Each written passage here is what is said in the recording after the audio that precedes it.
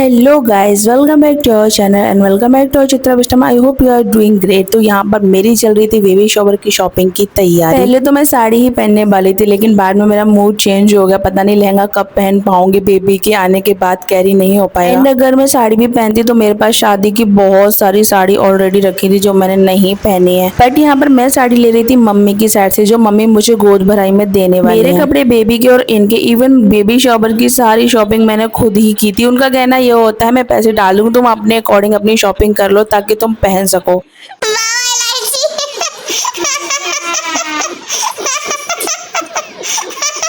मुझे यहाँ पे बेबी शॉवर की एक्साइटमेंट जो थी वो तो थी, लेकिन यहाँ पे डैडी टू बी को तो इतनी ज्यादा एक्साइटमेंट थी। सबसे पहले तो यही रेडी होने बैठ गए, और आखिर होगी भी क्यों नहीं। वी आर प्रेग्नेंट जो है, जो मुझे होना है वो तो इनको होना ही होना है। बस इनके दर्द कहीं नहीं होता, क्रेविंग इनको होनी है, हर वो चीज इनको होनी है जो मुझे होती है। मतलब कि प्रिंसेस ट्रीटमेंट मुझे मिलना चाहिए इस टाइम पे। मॉमी टू भी मैं हूँ, लेकिन यहाँ पे तो उल्टा ही काम हो रहा है भाई। अरे भैया, घर में हर एक मेंबर इतना ज्यादा मेहनत कर रहा था कि मुझे देख के तरस आ रहा था। मैंने सोचा चलो सबकी सेवा कर ली जाए, और जिसमें सबसे ज्यादा मेहनती जो है वो तो मेरे पति देवी थे।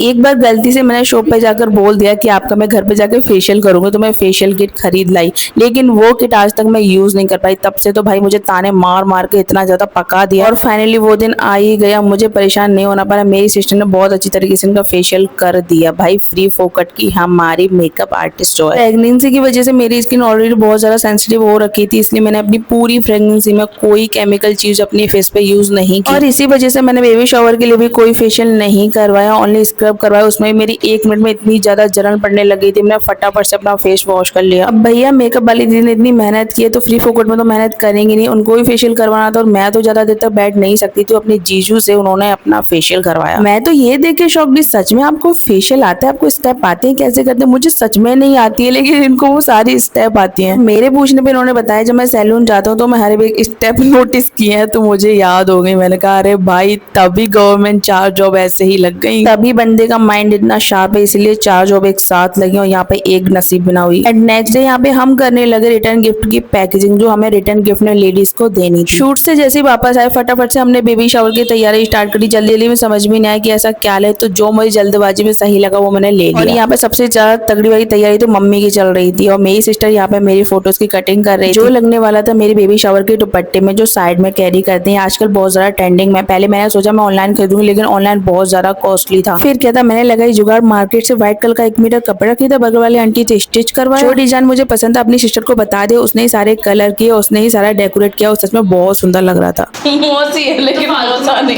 सब लोगों को मैंने यहाँ पे एक एक काम पकड़ा दिया था। घर में कोई फंक्शन हो सब लोग मिलकर काम करते तो जल्दी हो जाता। और यहाँ पे मैं बना रही थी आर्टिफिशियल बेबी झूला, जो केक पे लगने वाला है, क्योंकि इसकी प्राइस बहुत ज्यादा हाई फाई थी। बेकरी वाले भैया से बनाने को बोला था, वो रेडी तो हो गए थे, लेकिन प्राइस बहुत ज्यादा थी, तो फिर मैंने इसकी जुगाड़ भी घर पे ही कर ली। इतनी ज्यादा उथल फुथल मच रही थी मेरे माइंड में, इतने सारे काम थे, सब लोग अपने काम में लगे रहे थे, मैं भी इतनी ज्यादा थक गई थी कि मेहंदी का तो मुझे याद ही नहीं। पहले मैंने सोचा था एक हाथ पे मैं लगा लूं, एक हाथ में मेरी सिस्टर लगा दी, लेकिन वो भी बहुत ज्यादा थक गई थी, मैं भी बहुत ज्यादा थक गई थी। फिर मेहंदी का भी मुझे सुबह सुबह याद है कि मुझे मेहंदी भी लगवानी। फिर फटाफट से मैंने दीदी को कॉल किया, बहुत अच्छा था कि वो फ्री थी, उन्होंने इतनी सुंदर मेहंदी लगाई। लाइफ में अगर मैं पहली बार किसी की मेहंदी सेटिस्फाई हुई हूँ तो वो है ये दीदी, किरण दीदी ने इतनी सुंदर मेहंदी लगाई, मुझे बहुत ज्यादा खुशी हो रही थी, क्योंकि मेरी शादी पे मेहंदी वाले भैया ने मुझे गोली दी थी, तो लास्ट टाइम पे मेहंदी भी मेरी बहुत खराब लगी। बेबी शावर अगर दोनों का है तो रेडी भी तो दोनों को ही होना पड़ेगा, तो यहाँ पे मेरे हस्बैंड ने छोटी सी मेहंदी लगवाई, बहुत प्यारी लग रही थी। मतलब हम मिडिल क्लास फैमिली, एक चीज तो कॉमन है, अगर हम कोई भी चीज कर रहे होंगे तो एक साथ ही होनी है, मतलब कोई अलग अलग नहीं कर सकता, सब लोग एक साथ ही बैठेंगे। अच्छी है, सुंदर।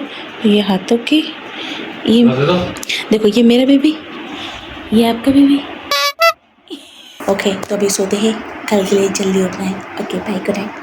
बेबी शावर में थोड़ा फन क्रिएट करने के लिए हमने यहाँ पे कुछ एक गेम भी रखे थे, जिसकी तैयारी करी थी चाची सास की बेटी शिवानी, मेरी सिस्टर, और ये है मेरी चाची सास, और ये है मेरी बुआ सास, और ये है मेरी सबसे छोटी सिस्टर। यहाँ पर मेरी मम्मी के स्टूडेंट्स के कॉल रुक नहीं रहे थे छुट्टियों में, मतलब बच्चियों को चैन नहीं, कोई ना कोई कॉल पे कॉल कर। और इधर हो रहा था डेकोरेशन वाले भैया का इंतजार, उन्हें 11 बजे का बोला था, 11 बजे से 1 बजे थे। हमें यही टेंशन होती है कि डेकोरेशन कब हुई। वो तो अच्छा है कि मौसम बहुत अच्छा था, भगवान का लाख लाख शुक्र है। एक मुझे अपने शूट की, एक बेबी शावर की टेंशन हो रही थी। मेरी बेबी शावर के 2-3 दिन पहले बहुत अच्छी बारिश हुई थी, जिसकी वजह से बहुत अच्छा मौसम था एंड इवनिंग में काफी अच्छी हवा चली जिससे लोगों को बैठने में परेशानी नहीं है। और यहाँ पे धीरे धीरे करके इतना ज्यादा टाइम हो गया था, फटाफट नहीं फ्रस्ट्रेशन के साथ मैं रेडी हुई थी, पता नहीं मैं कैसी लगी, जल्दी नेल पेंट भी लगाना भूल गई, मेरे बाल भी अच्छे से कर्ली नहीं हुए थे। सोचा था शाम के 4-5 बजे से फंक्शन स्टार्ट कर देंगे, हल्की हल्की धूप है वो भी चली जाएगी, लेकिन मेरे माइंड में काफी सारी टेंशन थी, ऊपर से घर के काम। यही सब होता है जो अपने घर में कोई फंक्शन रखते हैं, चाहे वो शादी हो या छोटा मोटा कोई भी फंक्शन हो। हालांकि मैं, मेरे हस्बैंड, मेरी सिस्टर, मेरी मम्मी बराबर लगे हुए थे, लेकिन वही है ना, जिसका घर होता है उसको ही पता होता है कि हमें कैसे मैनेज कर रहा है। ऊपर से मेरे माइंड में काफी सारी चीजें चल रही जिसकी वजह से मेरा माइंड काफी ज्यादा डिस्टर्ब था। एंड टाइम पे मैं रो पड़ी जिसकी वजह से मेरा मेकअप भी खराब हो गया था। जैसे तैसे करके इन्होंने मुझे शांत किया और समझाया किसी के बारे में मत सोचो, बस अपने आने वाले घर के मेंबर के बारे में सोचो, अपने आने वाले बेबी के बारे में। एंड इसी वजह से फंक्शन में थोड़ा सा लेट हो गया था। फिर क्या था, मैं सब कुछ साइड में रख दिया और अपने फंक्शन पे ध्यान दिया, क्योंकि ये सारी चीजें तो लाइफ में चलती रहेंगी। ऐसे मोमेंट लाइफ में एक ही बार आते हैं जिसको मैं फुल ऑफ एंजॉय करना चाहती हूँ। बेबी शॉवर की सारी क्लिप्स तो लैपटॉप है, बट फोन में जो भी है मैं सारी एडिट करे दे रही हूँ। बाकी चीजें मैं एक एक से डालती रहूंगी, आप मेरे चैनल पे विजिट करके देख लेना। क्योंकि अभी जिस टाइम मैं वॉइस ओवर गई उस टाइम इतनी हालत में नहीं हूँ कि मैं इतना लंबा व्लॉग एडिट कर सकती हूँ। मेरी डिलीवरी का टाइम भी बहुत ज्यादा क्लोज है एंड इसलिए जल्दी जल्दी मेरे से जितना हो सकता है मैं उतना एडिट करके डाल दूंगी। बाकी सारी चीजें मैं एक एक से अपने चैनल पर डाल दूंगी, आप लोग देख लेना। यहाँ पर सबसे पहले गोद भराई की स्टार्टिंग मेरी ननद और बुआ सास ने की थी। हमारे यहाँ औहदे में उनको ही बड़ा मानते हैं। उसके बाद मेरी मम्मी ने की, उसके बाद मेरी चाची साथ, बाकी बगल वाली आंटी वगैरह, भाभीज वगैरह सब लोग आए होते। सब लोगों ने बहुत अच्छा एंजॉय किया, सब लोग बहुत तारीफ कर रहे थे, फंक्शन बहुत अच्छा था। ये है हमारी हाउस ओनर आंटी, ये हमारी हर चीज में बहुत हेल्प करती है, बहुत हेल्पफुल है आंटी। लगता ही नहीं है कि हम इनके घर में रह रहे हैं, एक तरह से हम फैमिली की तरह रहते हैं। किसी ने एंजॉय किया हो या नहीं किया हो, बाकी सब लोगों ने बहुत अच्छे से एंजॉय किया। बहुत प्यारे प्यारे लोग थे, सब लोग बहुत खुश है और सबको खुश देख के मुझे भी बहुत खुशी हुई और मेरे को खुश देख के सबको बहुत खुशी हुई। पहले तो चौकी पे बैठा के मेरी गोद भरी गई थी, उसके बाद हम दोनों चेयर पे बैठे थे, सब लोगों ने हमको गिफ्टिंग, टीका किया, माला डाली।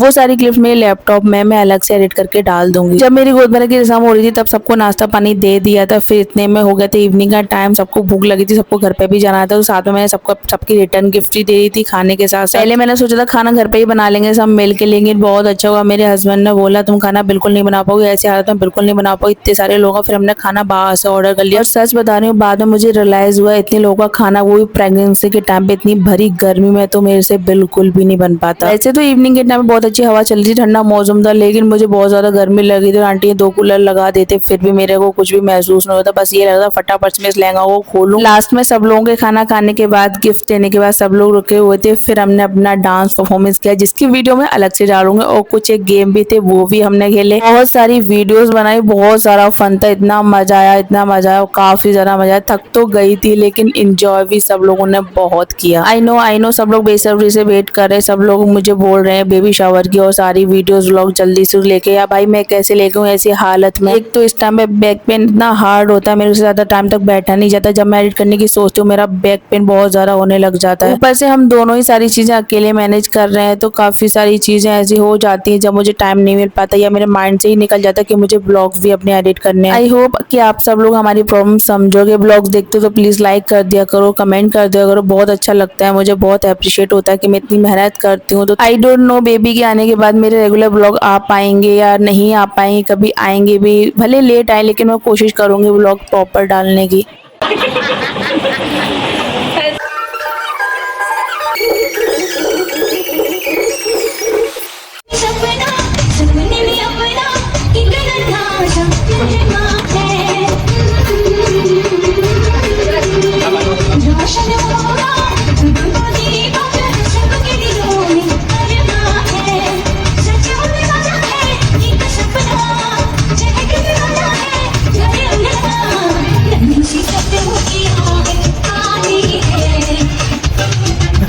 मचा रही है।